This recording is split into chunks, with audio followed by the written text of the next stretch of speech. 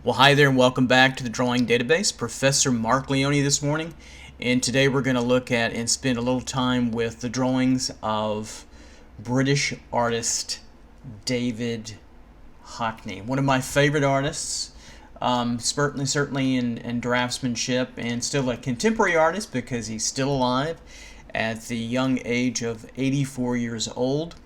And certainly one of my influences on my drawing practice, especially when I was a student in Los Angeles, of which he lived for certainly a while, if not still living there and spending time between Great Britain and the United States. So let's get to the drawings. Hockney has a very varied drawing practice, from influences from realism that we see here. I believe this is a study in ink of his mother, as well as influences from Picasso, Van Gogh, and pop art. So he's really kind of influenced all over to develop signature styles, if you will, multiple styles, mostly within representational art, but also some really wonderful abstraction in terms of large-scale landscapes and color. So something you should check him out beyond the introduction to his drawing works. Here we have an ink drawing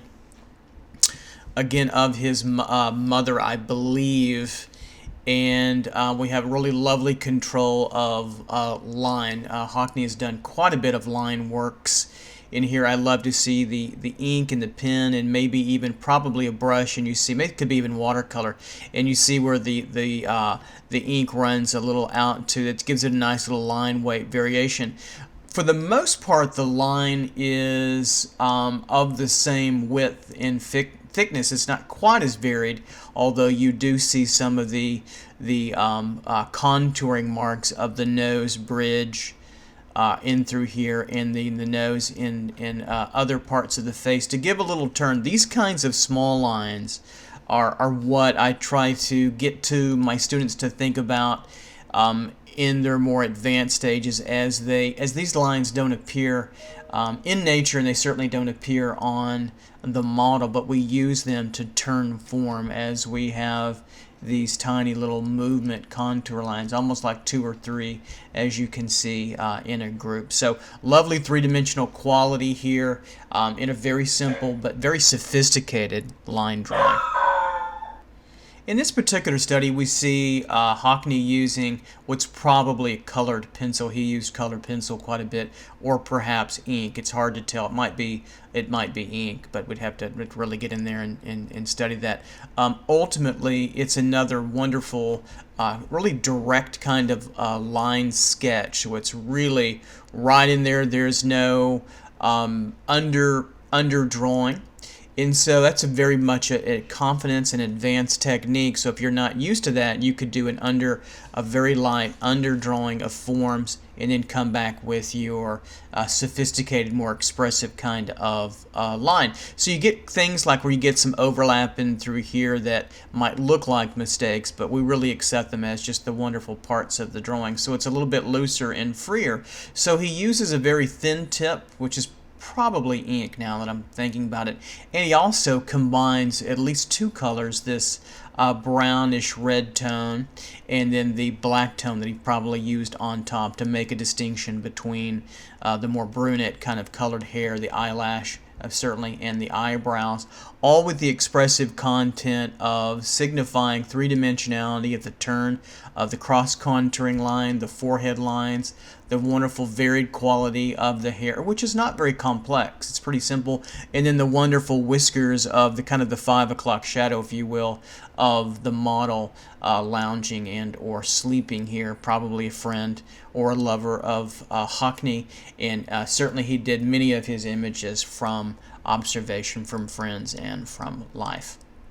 Here we see a line drawing from looks like down there about 1974, so I was 5 years old on the scene when Hockney, looks like, did this drawing, kind of like from a sketchbook. But a lot of these pen and ink, wonderful quality, direct line drawings reminds me of many of Picasso's etchings or line studies, and certainly Hockney is a scholar and a certainly well-studied and well-versed artist in the history of art. So, and that's why these videos are important in the drawing database, is to encourage you to seek deeper into these artists as I introduce them to you. So take a look at a little bit further of the line quality. Let's take this down a little bit, and we see an ink pen with a single kind of tip, almost like a micron pen type of instrument, which can be less kind of expressive. However, with enough layering of line in some darker areas, we get a lovely three-dimensional kind of quality.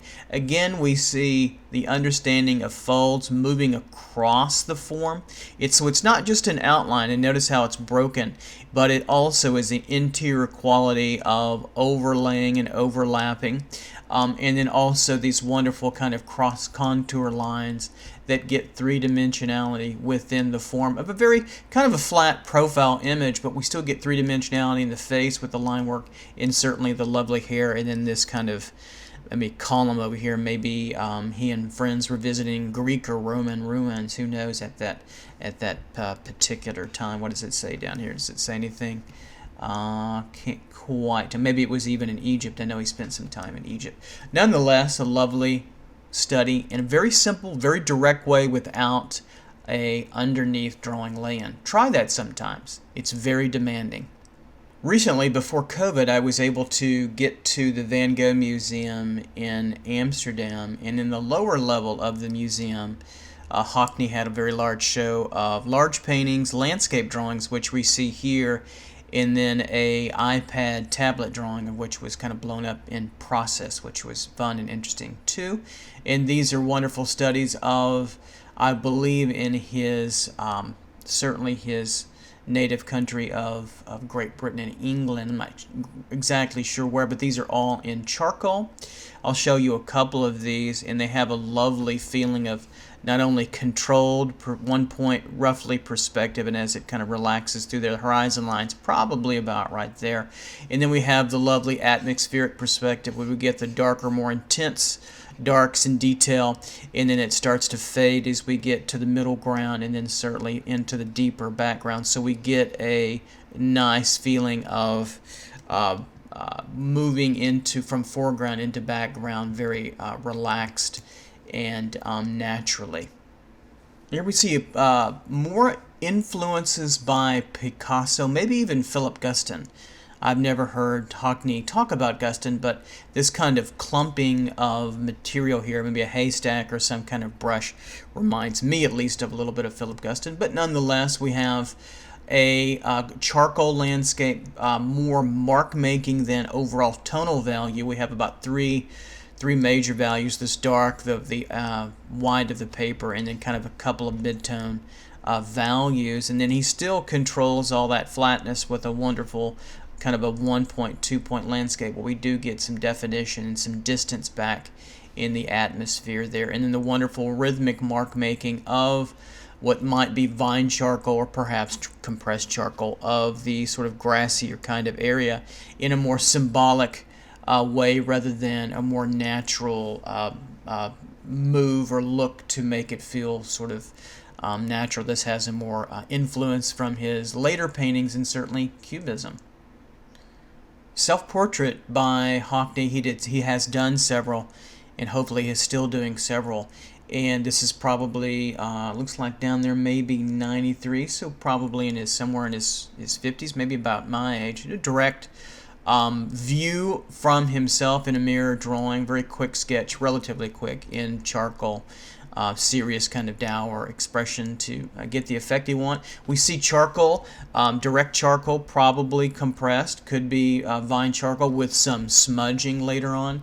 So my thoughts on smudging for beginning students, I would caution you not to do that until you get a handle on drawing. And then as you relax and mature and develop more signature approaches, if you want to blend and smudge with your hands and fingers, then I say go for it as you learn to control the quality of that. In the beginning, we see many students rely on smudging exclusively without understanding truly three-dimensional ways of drawing edge control in value usage, and it kind of falls apart, looks amateurish. Here Hockney holds it together by wonderful variations in line, the quality of the expression, and the accuracy of the drawing into the face. He's an exquisite idiosyncratic draftsman of many different kinds of periods and styles, and this is 83 down there actually, and then certainly putting it all together in the sketchbook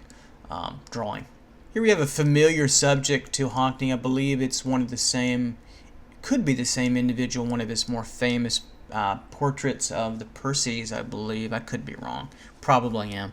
Nonetheless, here we have a drawing from observation, from life, kind of a direct eye-to-eye contact from the model, yet it's not confrontational. It seems intimate, but yet pleasant and quiet and studied, and we see the influence of Matisse and shape and bold color with the greens, right, and the style of the shirt quality and the flat color, yet and then some modeling within the sort of pale British kind of pink tones, and the lovely handling of the hair, which it gets more complex, but he controls it quite well. So all this drawing is particularly well crafted, certainly, and done in Prismacolor or wax pencil at the time, and so we can get a little bit closer to see some of the wonderful quality of the draftsmanship.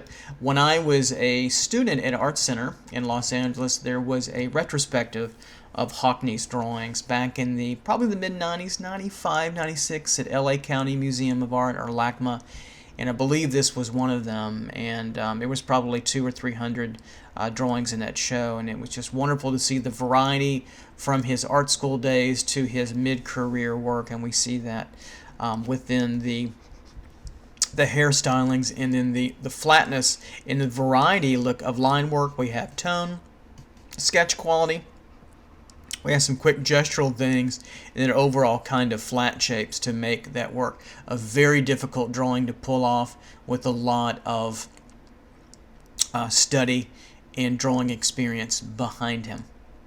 And lastly, I'll leave you with another lovely sketch. Again, this was at the the Van Gogh Museum in Amsterdam. And again, we see, I think, the influence of Van Gogh. Can you see it within the mark, the rhythmic marks of dots and dashes in line that are built up in this wonderful displayed composition? So it really gets movement and flow going with these post-impressionist dots and dashes, reconfigured or reinterpreted in a 21st century way.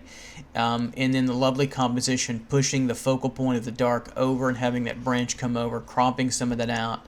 And then we get the atmospheric perspective of the one-point road, and then we get the lovely also diminishment of these particular trees going down. Even though he really doesn't address the darkness, he keeps them fairly dark, but the one-point diminishment really gets the image moving back in time. Everything's pointing back to that vanishing point, and then we hit some mid-tone value in through the tree there for a lovely drawing practice. So if you're interested in David Hockney, he will not disappoint you. Wonderful creative use of drawing and the figure, and one of certainly British art's greatest draftsmen and painters, and certainly absolutely ubiquitous and well known, and certainly very famous across the globe, and that is David Hockney. Take care. Bye-bye.